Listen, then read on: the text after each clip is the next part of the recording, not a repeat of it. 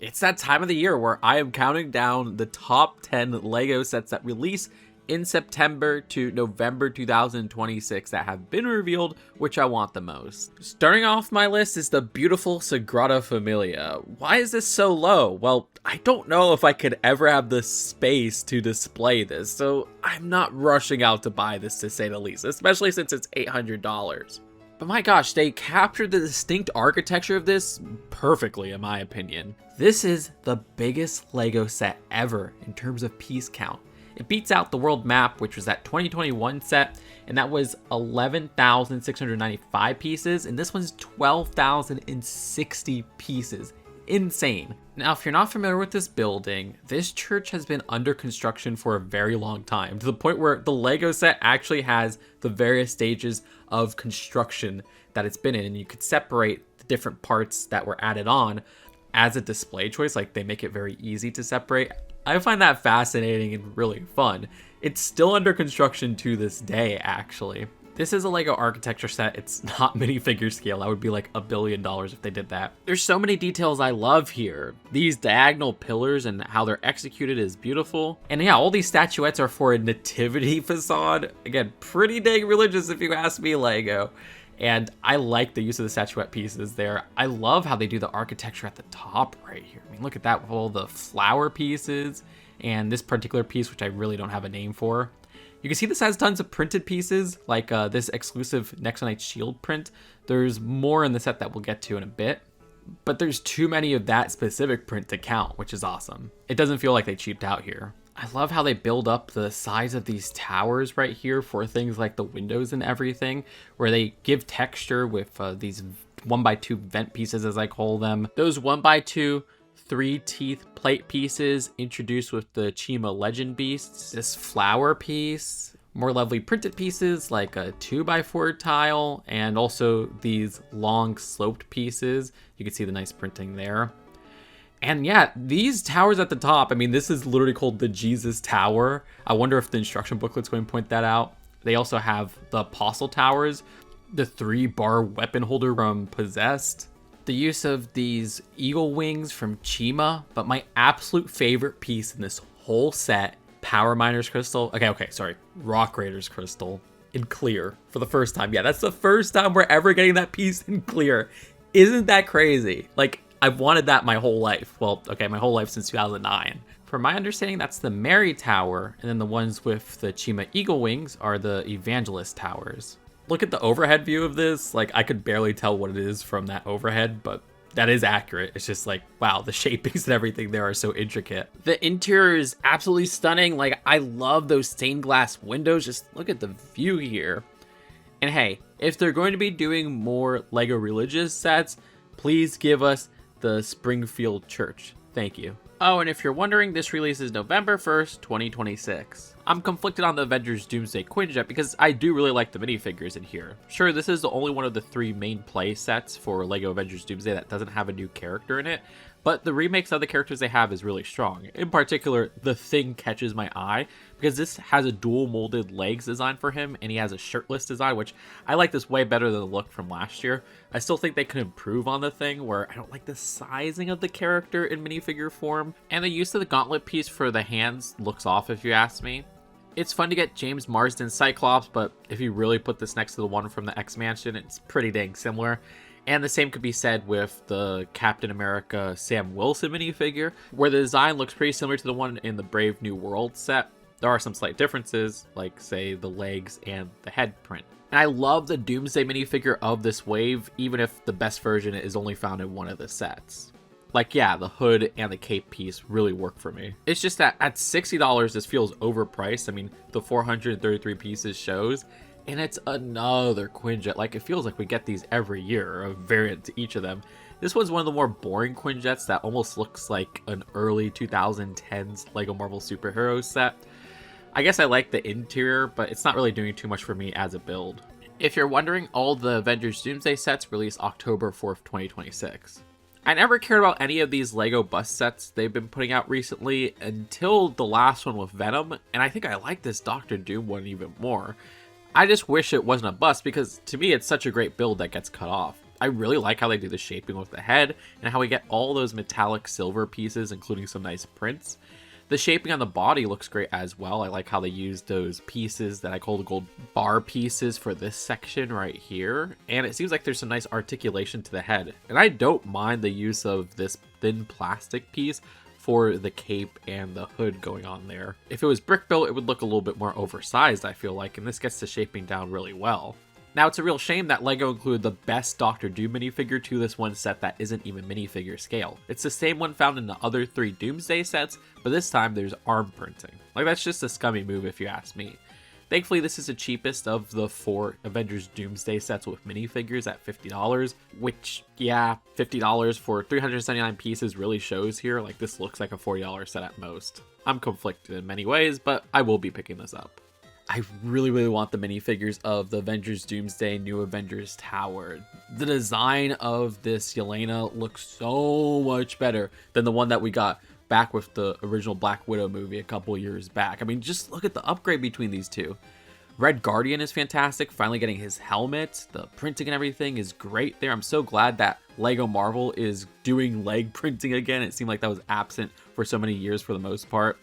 And to actually get like the flamed up Human Torch, like that is something that so many of us have wanted for a while. It's the first time we're ever getting Sentry, which I love the interpretation of that character. The gold on the torso and legs looks cool, and the hairpiece is absolutely perfect, as is the new face print. The design of Bucky is a new variant. I'm still not 100% with that face, I guess because it was used for some other characters from this franchise. But yeah, I do like the printing on the arm especially. And of course, Doctor Doom, like all the other sets. The design of the tower, I'm conflicted because I really don't like how the front looks. Like, this looks really archaic to me, like even more so than that Quinjet set, where it's like, these attachments of the expansions with this blue right here and just kind of putting some tiles to get the texture in there looks really crappy. I bet if you remove those, this would look like a better build, but it seems like those almost act like walls, so you can't exactly do that easily without heavy modification. And based off the trailer shot that we got of this building, the design does look way off in LEGO form. The interior is fun though. I do like how they have like the little cereal ad right here. I like the lounge as well, the holding cell for Doctor Doom, which has a little play feature. And this is the first non-Spider-Man mini modular Marvel building, which is an interesting choice. And I like how that street just keeps growing and growing. And at $110, it's actually fairly priced compared to some of the Spider-Man ones. That's 954 pieces, and it has the best price per piece ratio out of all of these mini modulars. Like, you look at Oscorp from last year, and that was $140 for 808 pieces, and it kind of showed if you asked me. The sizing and everything here, sure, calls for like a $100 set, but $10 more isn't too ridiculous. The Epic Battle Sentinel set is my favorite of the Avengers Doomsday sets. I really love the minifigure selection here. Like, for the first time, we're getting Mystique and we're getting Nightcrawler. Like, those are characters I've wanted for so many years, and the interpretations of both are great. I especially love the new color hair piece for Mystique and the new color ear and hair combo for Nightcrawler. I also love getting that tail piece, which only ever appeared once back in 2016 for that Devil Kid from Series 16. That's awesome though. Yeah, it could have used some coloring at the front there because you just have this random blue stripe going on. The design of Mr. Fantastic getting those long legs is so awesome, and it's great to get those long legs unprinted in that specific color for the first time. The updated face print with the new beard and skin color design is so much better than last year's version. The new Magneto looks really cool with the gray cape and everything. Thor, I think the only new thing we get are his legs, but hey, at least that's new printing. Again, they're adopting leg printing for recent Marvel sets, which is very welcome. But yeah, the design of this Sentinel actually looks really cool. And I'm somebody who doesn't like these giant figures they've been spamming across Marvel. I loved when they would do giant figures that were actually minifigure based. But I think it works for the Sentinel. The Sentinels are not humans, you know, they're these robotic designs. And to me, that gives it more leeways of me not expecting it to be a giant minifigure. And it seems like this has a decent amount of articulation. I love how you could swap out and have this broken Sentinel head, and there's even like some strange like third arm and things like that. And I like how it's crushing the X Mansion. And there's even some little details, unfortunately stickers, that illustrate that more. You have like the sign there, you have this photo. It's a really nice display, if you ask me. And the Epic Battles line has kind of just been bangers, and I can't wait to see them continue this little sub-theme of LEGO Marvel. I wish it was $80 instead of $100, because like the sizing of this looks like an $80 set, and you look at the 846 pieces and it's like, yeah, that would be more appropriate, but the price isn't ridiculous or anything like that. As somebody who adores campy, spooky LEGO sets, I'm so happy that LEGO is starting a Winter Village line, but for spooky, campy LEGO sets. This is the Midnight Valley collection, and the first one is the Manor, which releases September 1st. The exterior for this is beautiful. The overgrown tree going through this creepy, decrepit old manor. I like how they do the stained glassing in the windows. I like how they do the structuring with the columns at this top part, how one of them is broken by that tree right there. And the interior is a lot of fun as well with its ghostly gothness, even though I do wish that we had a little bit more depth for the plates that they use, so we could just have more space to put more furnishing, to put the minifigures without it feeling so cluttered. I like details like the old bookcase and the clock. There's also some interesting, I'm hoping they're prints with these picture frames right here and the one for this cat, which, yeah, there's an amazing new cat design. It uses the base of the one from the cat twink, but you have a new printing and coloring for that, and I love how cute that looks. And then also, the other 3 minifigures look great, filled with new printings, including 3 new glow-in-the-dark headpieces. I really like how this one right here has that skirt piece from the Hobbit hole set in white for the first time. And at $120 for 1,420 pieces, it has one of the best price per piece ratios on this whole list. My number 4 spot is Retro Video Game Batman, which releases in September 2026 with the deluxe edition of Batman Legacy of the Dark Knight for Nintendo Switch 2.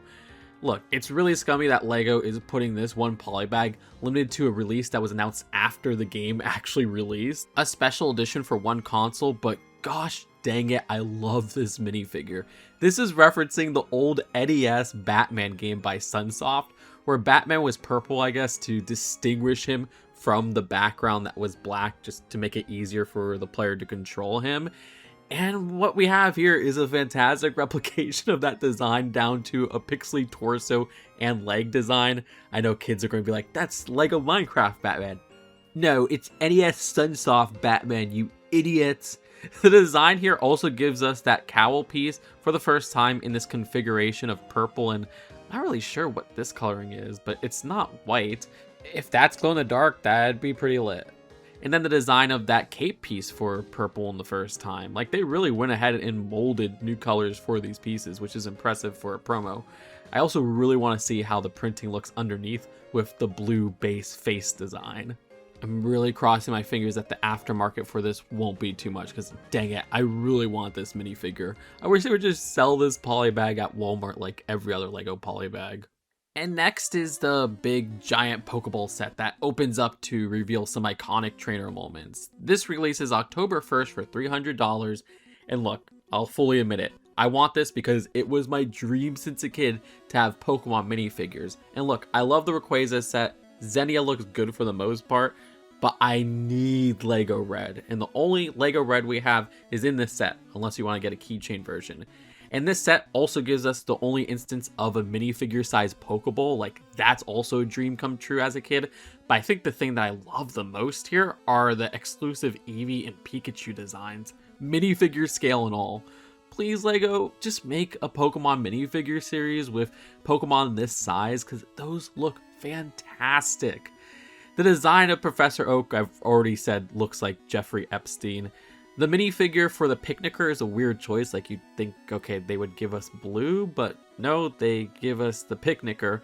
But hey, the design there looks great. I love getting the Dustin hair hat combo and some new colorings, and the printing on the torso and legs looks good. It is really funny how the face print is one from LEGO Dreams, but they just changed the face and removed some printing. The design of the Pokeball itself, I'm not in love with. Like, yeah, it's a decent enough looking giant Pokeball. I will say some of the outside here is missing a roundness that I really wanted. And I'd say my favorite LEGO Pokeball is still the one that's found in the Pikachu set.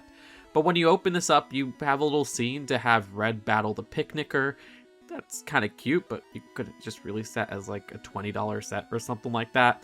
And then you have Professor Oak's lab, which, yeah, that's an iconic scene, and I like seeing the Pokedex and everything there, which is another nice print. But that also could have just been a full-size Oak's lab with an exterior and everything. It's a very weird idea that feels like a half-assed version of the Super Mario 64 question block that we got a couple years back.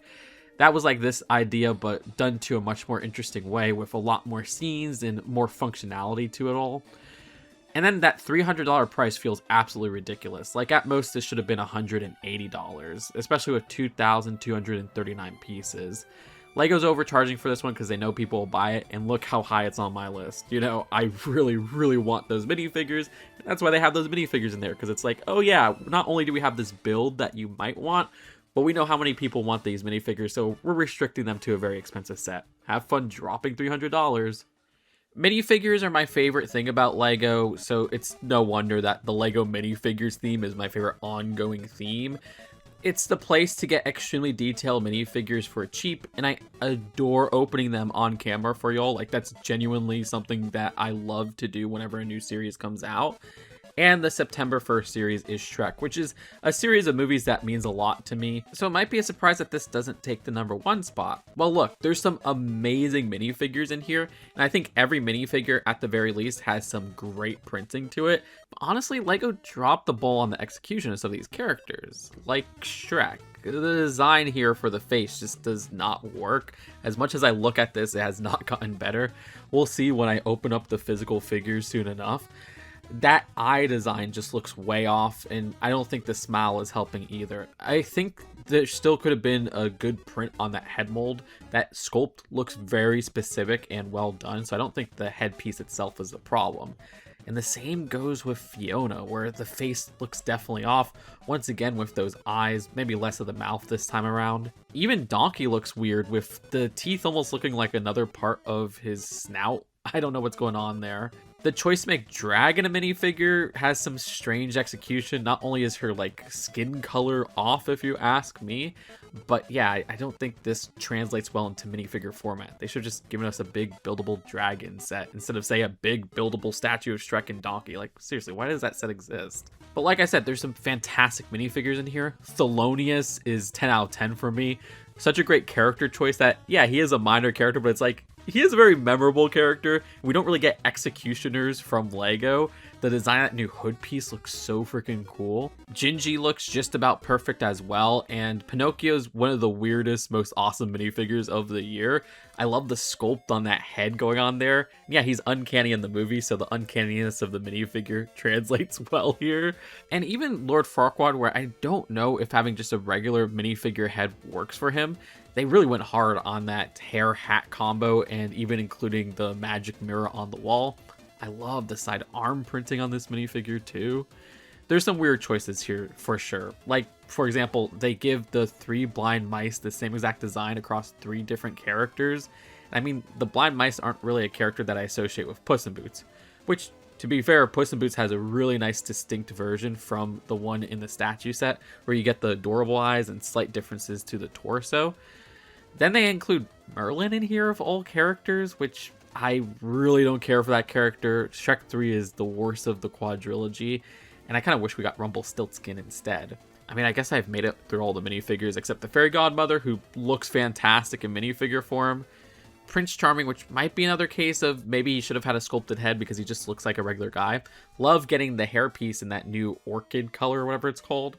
And as the Fairy Godmother calls them, the gender-confused wolf, which the design looks like somebody's persona. That's complimentary. And hold up, before we get to #1, I have to go over some honorable and dishonorable mentions. So, like, a bunch of sets haven't been revealed. There's the Godzilla idea set, there's the Wallace and Gromit idea set, whatever this year's Winter Village is, the leaked Dragon Ball Z set. And then there's sets that I think have great minifigures, but I have no interest in buying because I literally just want the minifigures, which would be like the Star Trek set for the original series. This Wednesday Nevermore Academy, where, yeah, LEGO did the scummy thing they did with the Doctor Doom bus, where this isn't even a minifigure scale set, and this is the only set to get Wednesday. And I was about to include the advent calendars, but honestly, yeah, I just want them for the minifigures. Like, Marvel returns finally after Minecraft took its place last year, And I really want that Christmas Doctor Doom, which also gives us the hood piece in a lighter green. But I can't bring myself to care about any of the other builds in here, or even most of the minifigures in this set, which are just repeats from existing sets. And the Lego set I absolutely could not wait to get my hands on that releases in fall 2026 is the September 1st release of the SpongeBob Bikini Bottom set. I can't believe Lego SpongeBob is back after 14 years, and this is better than any of the previous Bikini Bottom sets they've had. I mean, just look at the design of the Pineapple House compared to the original Pineapple Houses that we got in. Look at the design of Squidward's house. It's like leagues above. This actually looks like the design from the show in shaping and everything.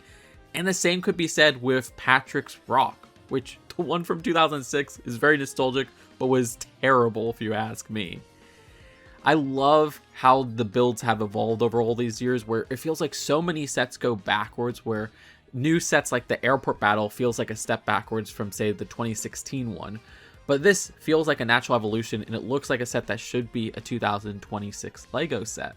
And the minifigures are a fantastic evolution as well. SpongeBob has this completely new body piece that works really well. The shaping is more precise than the original version's choice to just put it over a Lego minifigure torso. I love how it seems to be dual molded, where you got a little bit of brown coloring at the bottom, which the original one didn't have, where it would just have the brown get cut off and not appear on the side. Then using those dual molded short legs actually works surprisingly really well. Sure, you don't see any socks, but it's not too big of a deal. And the choice to use the Minion's arm in white actually works really well and is so much better than just getting the yellow arm that the original SpongeBob minifigure had. Like, sure, if this was more minifigure-like, we would have dual molded arms, but this works in capturing that white sleeve part of SpongeBob's design while still having the yellow arm sticking out, which is just a regular Lego minifigure hand. If you notice, instead of using a regular yellow, SpongeBob is now a bright light yellow, which, yeah, I think that illustrates the character's color a little bit better. Squidward's absolutely perfect. Like, I didn't know what we were missing until this minifigure came out, just compared to the discolored look that the original Squidward minifigures had. And yes, that is a new headpiece. And Patrick looks fantastic, where there is a body piece that goes over a minifigure body, more close to, say, the original SpongeBob minifigure design. And the shaping on there is just on point, and I love the pink coloring that they have going on there and the dual molded legs. I like the tummy representation we have going on there. There's even a Doodle Bob figure, which interestingly enough is like brick built with like a tile. That looks really cool. I just hope the back of Doodle Bob is just as good as the front, and it's not just a build that's supposed to face from the front. So it seems like that's what they're doing with Gary over here, where it's just a build for the front, and when you look at the back, there's going to be studs showing and maybe no printing for the shell. Anyways, perfect pencil build going on here. And even the interiors of these look fantastic. In particular, I love SpongeBob's house's interior, where you do have his bedroom captured in a really authentic feeling way. And we even have a reference on the bottom floor to Penny, Chip, and used napkin, which is just a classic SpongeBob episode moment. You know, indoors, indoors, indoors. Look, back in the day, we were stuck with a random basketball hoop being the interior of the Pineapple House. And yeah, all the floors of Squidward's house is perfect as well. I love how we even get like his bathroom with the shower and everything there. There's great side builds, like I like the welcome sign especially, and the boatmobile. There's even the bubble stand from that season 1 episode.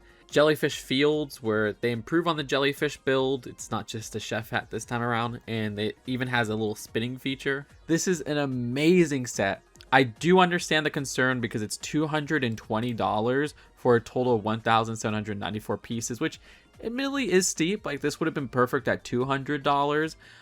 But I don't think the sizing in relation to the price is too off. I do think this is still a decent enough value. I absolutely cannot wait for this set to come out, and I hope in the future we get Krusty Krab, we get Chum Bucket. There's so many possibilities. I'm somebody who usually calls for cheaper sets, but I think the sizing and piece count for each of these specific builds is just about perfect. It would have been great if they sold them each separately, but we don't live in a perfect world. In many ways, this is a 20th anniversary set for LEGO SpongeBob, because yeah, the first sets came out in 2006. Let me know if you agree with my list or what sets I might be missing on my list. Click the like button if you enjoyed this video and click the subscribe button to get more honest LEGO takes. Seriously, thank you so much for watching and I'll see you later. Peace out.